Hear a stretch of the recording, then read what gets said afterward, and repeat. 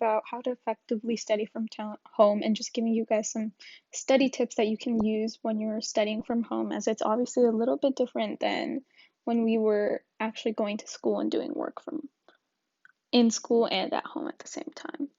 So let's get started. So first step that I would advise everybody to do is find a good work setting. So let's go, you should find like a comfortable place around your home, not too comfortable like your bed, but like some place where you can work and stay focused instead of getting distracted by maybe other things that are going on at home. So just find a good work setting. And if there is a door, that would be preferable. That way you can like close out the noise and then have others not get distracted by you and you not get distracted by others. So that's really important that for us to follow. Then step 2 is to put away all your other devices. So obviously you're going to need some sort of device to attend online school, or if it's just studying from home and doing work on paper, put away all your devices, have them in another room away from you so you're not getting distracted by them while you're doing your work. That's really, really, really important because it's really easy to get distracted, especially when you're at home and there's no one to keep you accountable for what you're doing. So then step 3 is to refrain from having other browsers open while you're studying. So can be easy to just go search up something, but I would highly recommend that you just stick to that one browser where you're doing your work. Don't open up anything else. And then maybe instead of searching it up during that time, have that as like a sort of break. So you take a break after you finish that work and then you can search up whatever you wanted to. And that way you can like keep yourself motivated and to do the work instead of getting distracted and procrastinating and having that work be pushed back because of other distractions.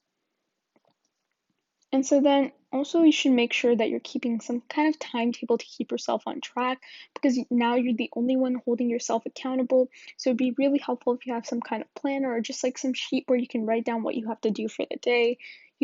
I would highly recommend that you block it out by time because when you set times for yourself, you can hold yourself accountable to those times. And it's really, really easy to procrastinate if you don't have something that you're holding yourself to. And if you have that schedule setting you up, that would be really helpful. And also make sure, don't just put work in the schedule. You can block out times for relaxation and for other things, as I'm going to mention a little bit later. But that can actually make it easier to work when you're having something to look forward to or something to motivate yourself for. And so that brings me to step 5, which is to take small breaks in between each assignment or block of time.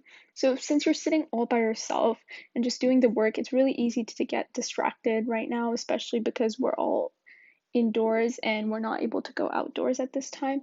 So I would recommend that you keep a sort of 30 minutes work, 5 minutes break, or whatever works for you based on your your time for concentration. So you can do 30 minutes of work, take a 5-minute break, and so that way by keeping yourself motivated for these small breaks, you stay focused in that 30 minutes time, not even diverting, and that can be a really, really helpful tool to help you keep up with your work and hold yourself accountable.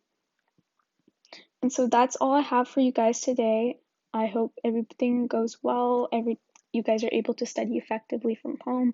And if you have any other questions or any other study tips you'd like, feel free to message exceledlearning or leave a comment on this video so we can go for any video that you would like next or answer any of the questions that you might have.